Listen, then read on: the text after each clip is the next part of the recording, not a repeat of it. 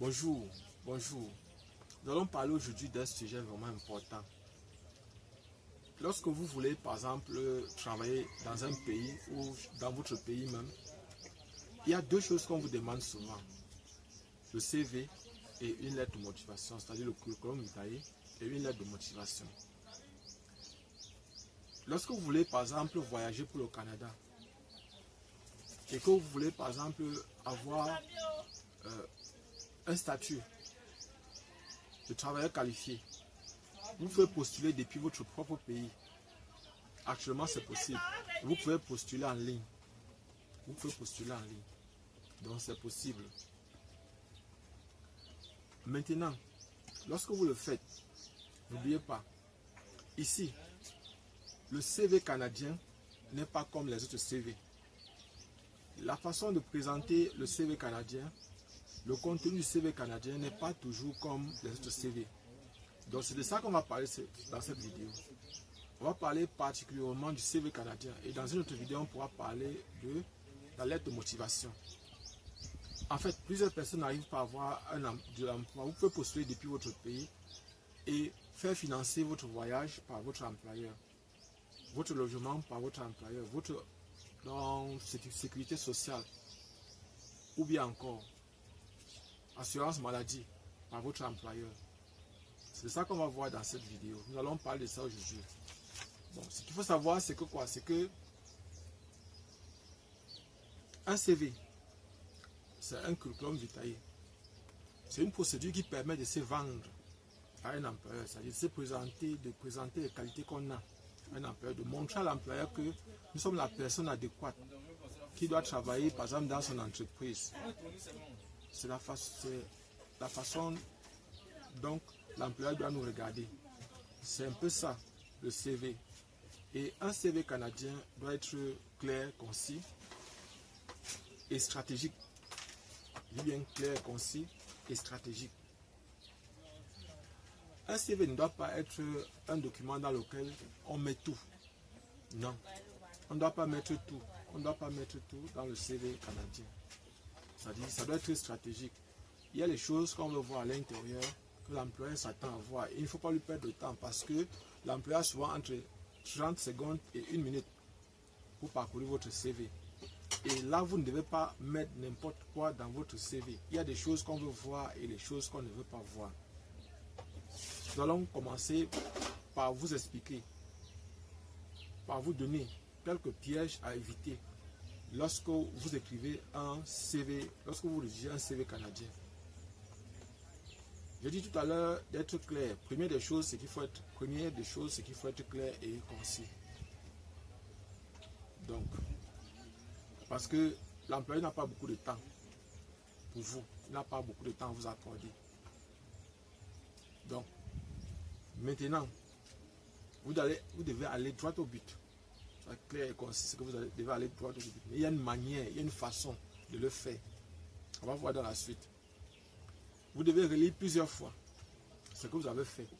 Ça sont les erreurs à éviter, ça c'est le 2. Vous devez relire plusieurs fois votre CV pour rectifier les erreurs que vous avez eu à commettre.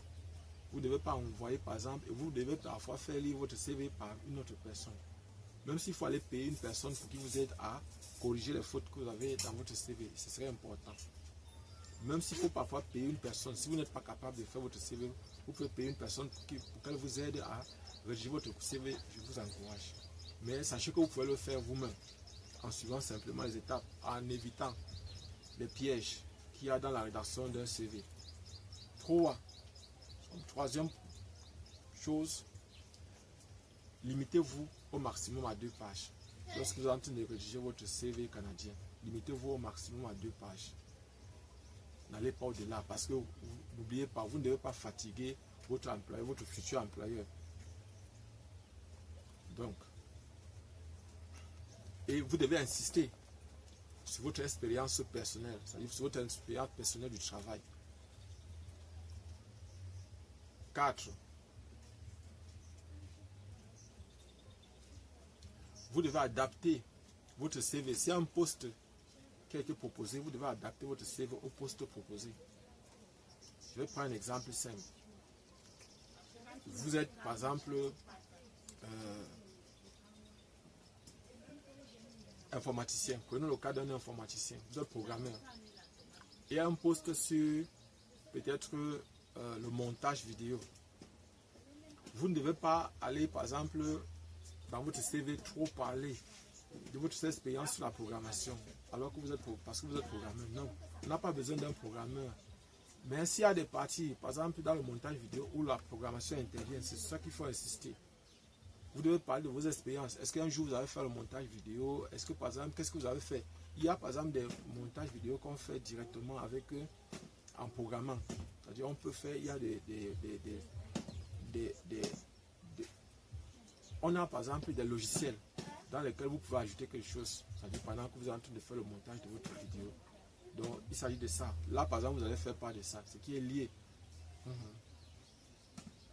Et vous devez insister sur vos expériences, j'ai bien dit, et vos réalisations.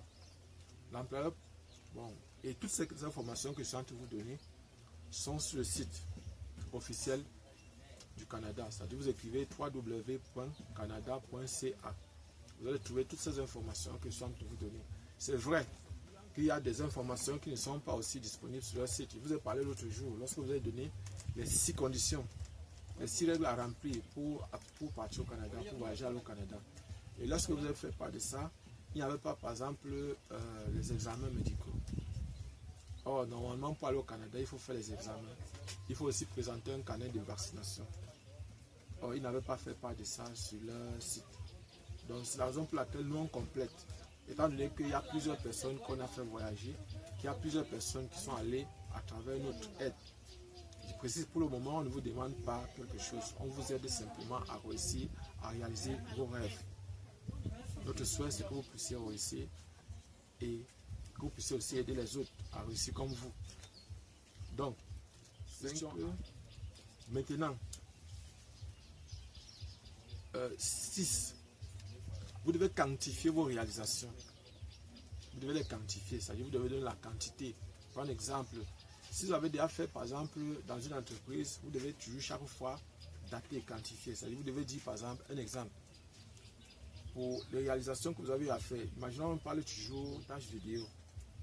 Si vous avez déjà, par exemple, eu à travailler avec 5 logiciels, si vous maîtrisez le montage vidéo avec 5 logiciels, vous devez citer normalement les 5 logiciels que vous utilisez habituellement ou bien que vous maîtrisez l'utilisation. Vous devez les citer. Les 5, vous devez dire que je maîtrise 5 logiciels, 2 points. Vous citez chaque logiciel.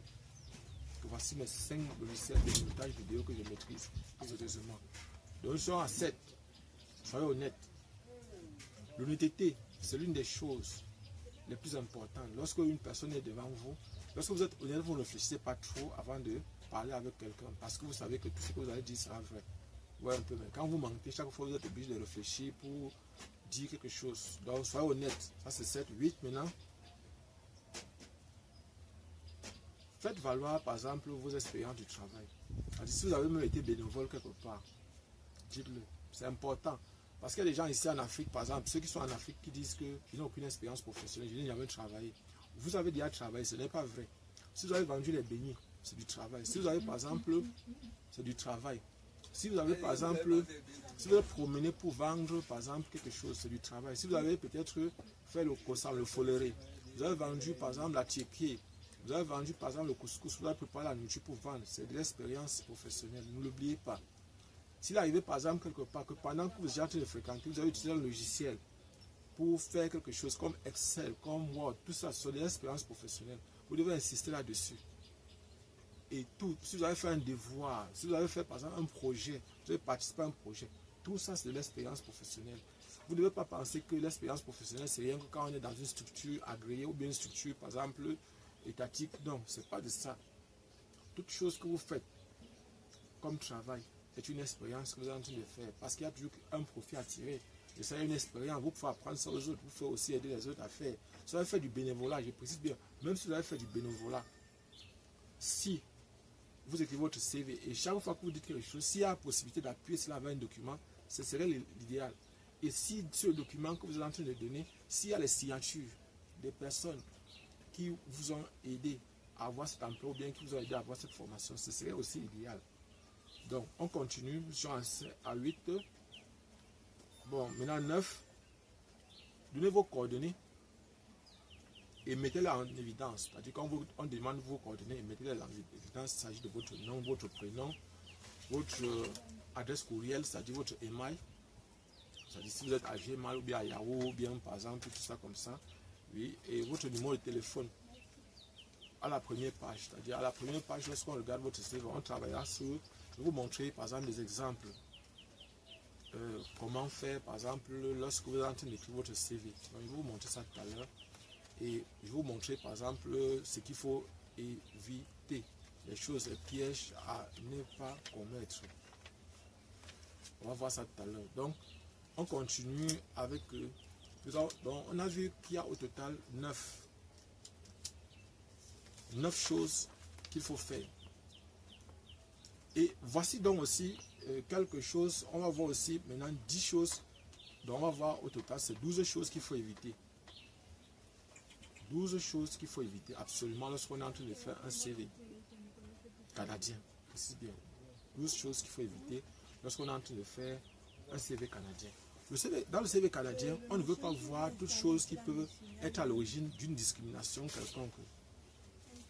Donc il y a des choses qui peuvent pousser à ce qui est de la discrimination. Prenons un exemple simple. On va prendre le cas de l'âge.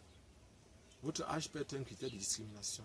On ne veut pas voir ça dans votre CV canadien.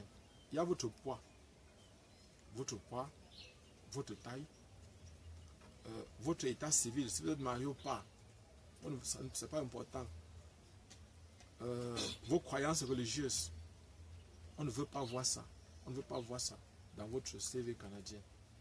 Donc, on a dit 1, c'est votre âge, 2, votre poids, 3, c'est votre taille, 4, c'est votre état civil, 5, c'est vos croyances religieuses, 6, c'est vos croyances, vos opinions politiques. On ne veut pas savoir qui vous soutenez. Ce n'est pas important dans votre CV. Donc maintenant, 7, toute autre information personnelle délicate ou controversée. Donc on ne veut pas voir des choses qui peuvent être délicates ou controversées dans votre CV canadien. Maintenant, 8. Ne mettez pas votre numéro d'assurance sociale. Ne mettez pas votre numéro d'assurance sociale. Je dis encore, ne mettez pas votre numéro d'assurance sociale dans votre CV. Ne mettez pas. Ce n'est pas important. Ce n'est pas important. Maintenant, nous allons passer à 9. Ne mettez pas la photo. Ne mettez pas de photo. C'est vrai.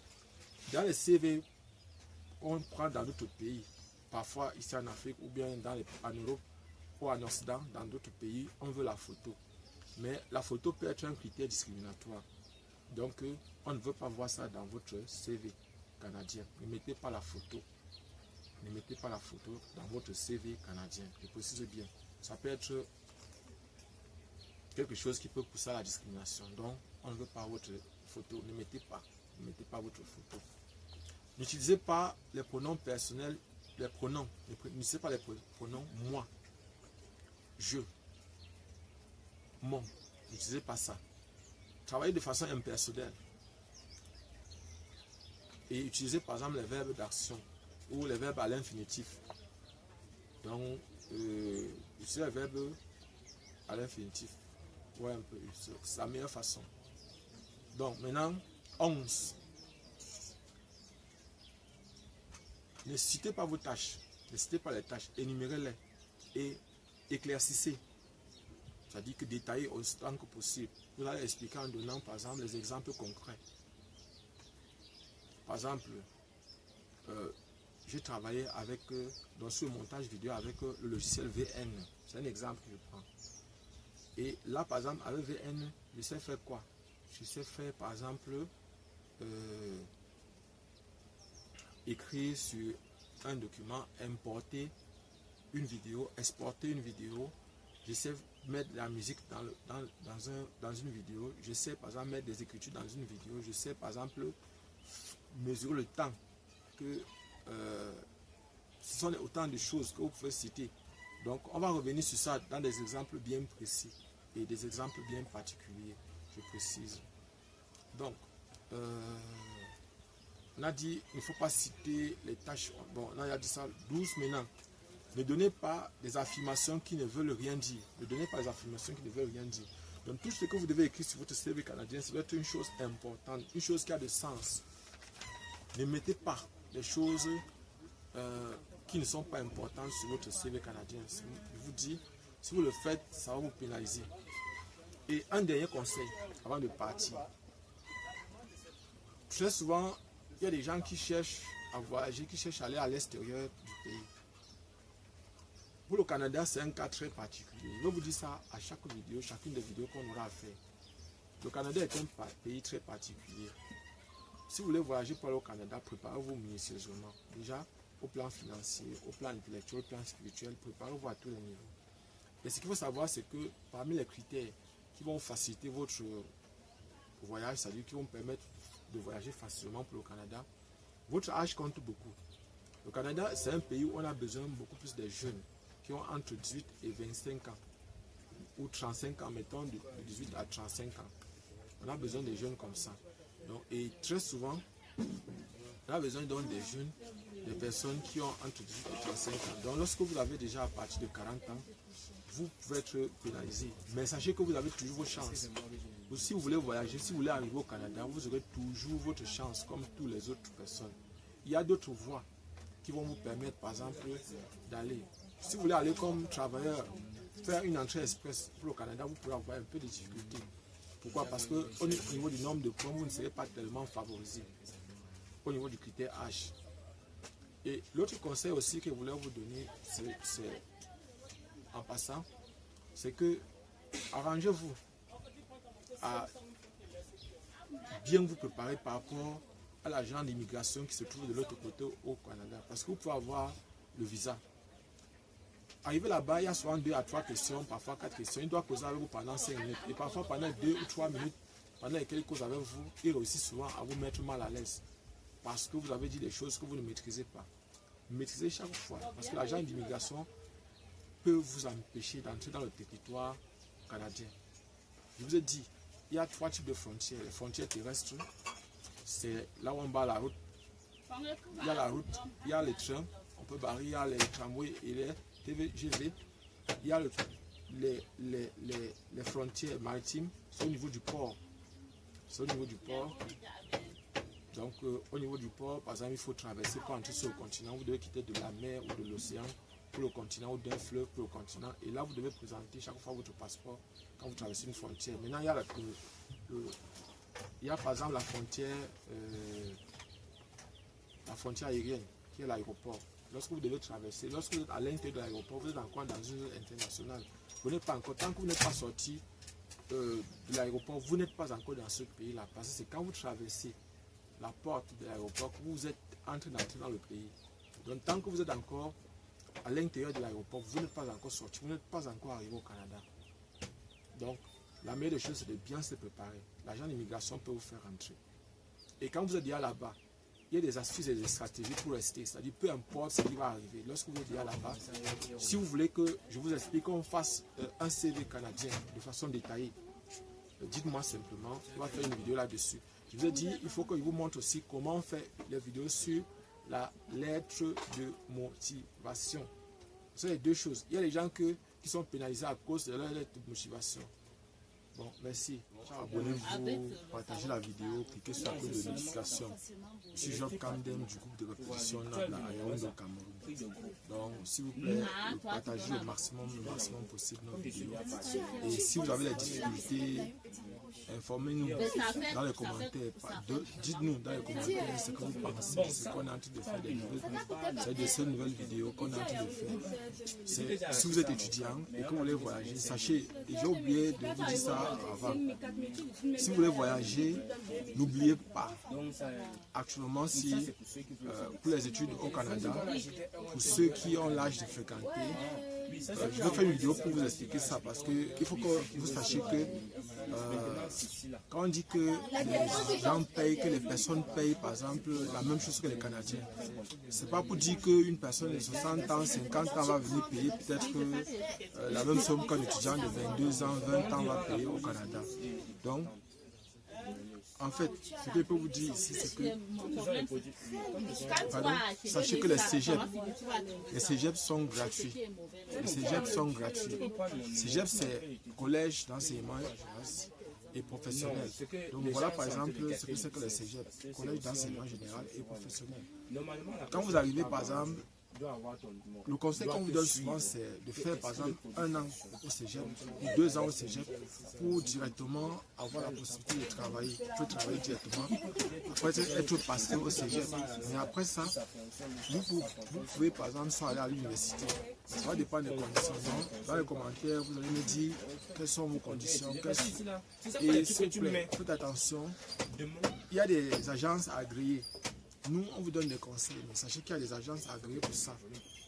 Et sachez qu'on ne dépense pas beaucoup. Je vous conseille d'aller aussi sur le site du Canada, www.canada.ca, voir donc les informations qui sont là-dessus. Je précise que les cégeps sont gratuits au Canada actuellement. Et à partir du mois de septembre, les étrangers vont payer, les étudiants étrangers vont payer la même somme que les étudiants canadiens. Abonnez-vous, partagez la vidéo, partagez au maximum possible. Merci parce que nous sommes déjà à 1900 abonnés. On a activé la monétisation, j'ai activé la monétisation sur la chaîne YouTube. Nous sommes actuellement à 4391 heures de visionnage et nous sommes à 1914 abonnés. Merci, merci, merci. Faisons tout pour qu'on puisse atteindre d'ici la fin de l'année 2022, même 10 000 abonnés.